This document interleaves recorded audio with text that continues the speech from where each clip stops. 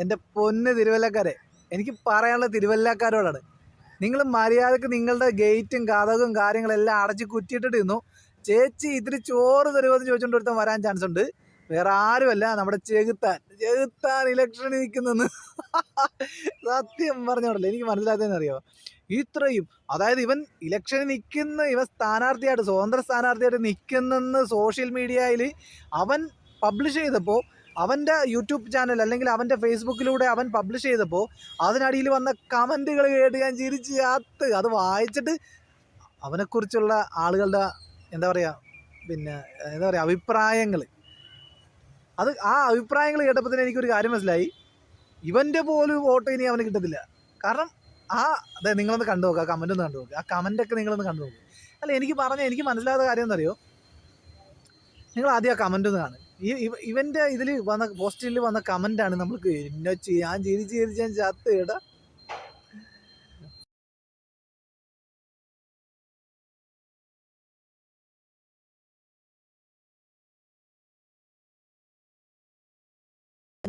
ഞാൻ ചത്ത് കേട്ടാ.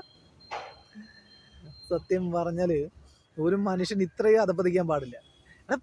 ഇവിടെ നല്ലവന്മാരായ, ഇവിടെ വിശുദ്ധന്മാരായ, ഇവിടെ മാർപ്പാപ്പയെ പോലുള്ള, അല്ലെങ്കിൽ ഇവിടെ ഈ പറയുന്ന പോലെ ദൈവത്തെ പോലുള്ള ആളുകൾക്ക് വോട്ടില്ല. അങ്ങനെയുള്ള ആളുകൾ നിന്നിട്ട് ഇവിടെ തോറ്റ് തുന്നം പാടി പോകുന്ന ചരിത്രമാണ് നമ്മൾ കാണുന്നത്.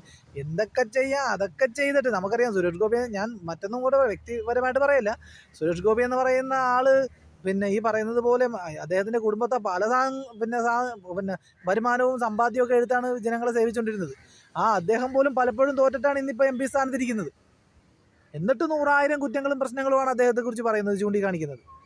അപ്പോൾ ഞാൻ പറഞ്ഞില്ലേ, നന്മ മാത്രം ചെയ്യാൻ അല്ലെങ്കിൽ നല്ലത് മാത്രം ഉദ്ദേശിച്ച് ചെയ്താൽ പോലും ഇന്ന് ആളുകളെ തെറ്റിലേക്ക് അല്ലെങ്കിൽ ഈ പറയുന്ന തെറ്റുകാരനാക്കി മാറ്റുന്ന സമൂഹത്തിൻ്റെ നടുവിൽ വന്നിട്ട് ഇത്രയും തോന്നിയവാസം കാണിക്കുന്ന, ഇത്രയും തെറി പറയുന്ന, ഇത്രയും ആളുകളെ വിമർശിക്കുന്ന, ഇത്രയും തല്ലുകൊള്ളിത്തരം കാണിക്കുന്ന, ഇത്രയും ആളുകളുടെ ഇന്ന് തെറി ഏറ്റുവാങ്ങുന്ന ഒരുത്തൻ വന്നിട്ട് ജനങ്ങളുടെ നടുവിൽ വന്നിട്ട് വോട്ട് അപേക്ഷിക്കുകയാണ്, അല്ലെങ്കിൽ അവൻ ഇലക്ഷനിൽ നിൽക്കുകയാണ് സ്വതന്ത്ര സ്ഥാനാർത്ഥിയായിട്ട്. എന്താണ് എനിക്ക് തോന്നുന്നത്, ഒന്നെങ്കിൽ ഇവന് തലയ്ക്കെന്തോ മിസ്റ്റേക്ക് ഉണ്ട്.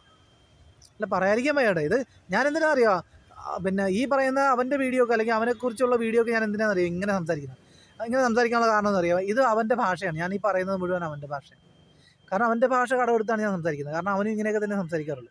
ഒരു മനുഷ്യൻ്റെ അല്ലെങ്കിൽ സമൂഹത്തിൽ ഒരു മാന്യനായിക്കോട്ടെ ഇല്ലാത്തവരായിക്കോട്ടെ, നമ്മൾ ആരും മാന്യന്മാരല്ല.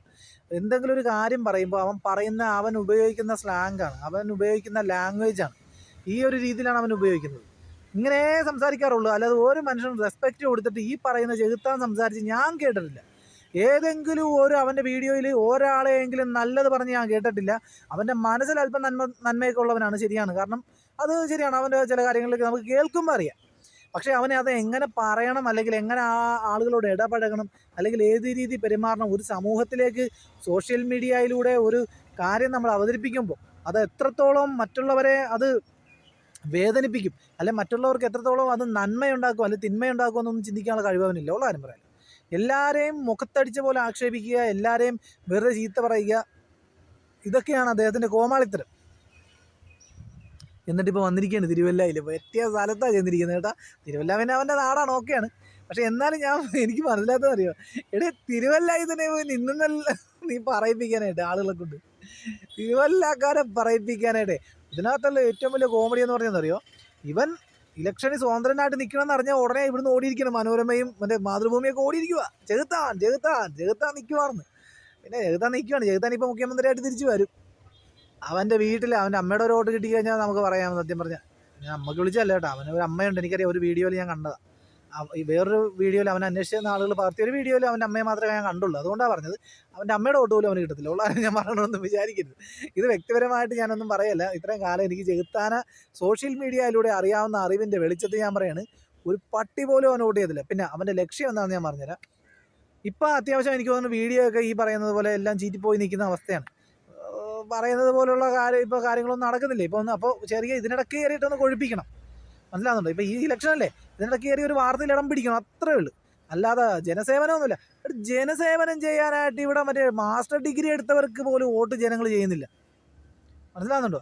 എക്സ്പീരിയൻസിൻ്റെ കാര്യം പറഞ്ഞു കേട്ടോ, അതിന് പ്രത്യേകിച്ച് മാസ്റ്റർ ഡിഗ്രിയുടെ കാര്യമല്ല ഞാൻ പറഞ്ഞത്. ജനസേവനം ചെയ്യാനായിട്ട് ഈ പറയുന്ന പോലെ MA എടുത്ത ആളുകൾക്ക് ഇവിടെ ജനങ്ങൾ വോട്ട് ചെയ്യുന്നില്ല, മനസ്സിലായോ? തോറ്റ് തുന്നമ്പാടിയുടെ അവർ വീട്ടിലോട്ട് കരഞ്ഞിട്ട് പോവുക.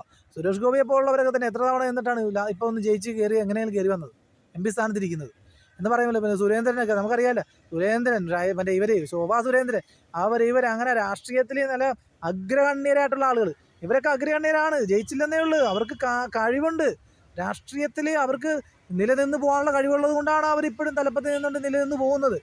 പിണറായി വിജയൻ പിന്നെ അത് ജയിച്ച് നമുക്കറിയാം. പിന്നെ അച്യുതാനന്ദൻ ഇവർ MM മണി, പിന്നെ നമ്മുടെ സുധാകരൻ സാർ എന്ന് വേണ്ട പിന്നെ വമ്പൻ സ്രാവുകൾ കിടന്ന് കളിക്കുന്നിടത്ത് ഈ ലോകത്തുള്ള സകല ആളുകളെയും തെറിയും പറഞ്ഞേച്ചും ചെകുത്താൻ വന്നിരിക്കുകയാണ്. ഇച്ചിരി ചോറുണ്ടാന്ന് ചോദിച്ചിട്ടുണ്ട്. ഇത് എന്തൊരു ലോകം. അപ്പോൾ എൻ്റെ അഭിപ്രായത്തിൽ നിങ്ങളൊക്കെ ഇവന് വോട്ട് ചെയ്തേക്ക് കേട്ടാ, ചെയ്ത് ജയിപ്പിച്ചേക്ക്. അവനത് ചൊറിച്ചിൽ മനസ്സിലാകട്ടെ, മനസ്സിലായേ?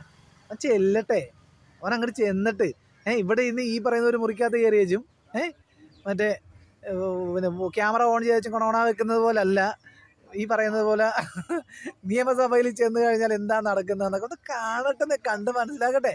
കാരണം ഇവിടെ വിളിക്കുന്ന പോലെ വിവരക്കേട് അവൻ അവിടെ പറഞ്ഞു കഴിഞ്ഞാൽ ചിലപ്പോൾ അവൻ അകത്ത് ഇടികൊള്ളും.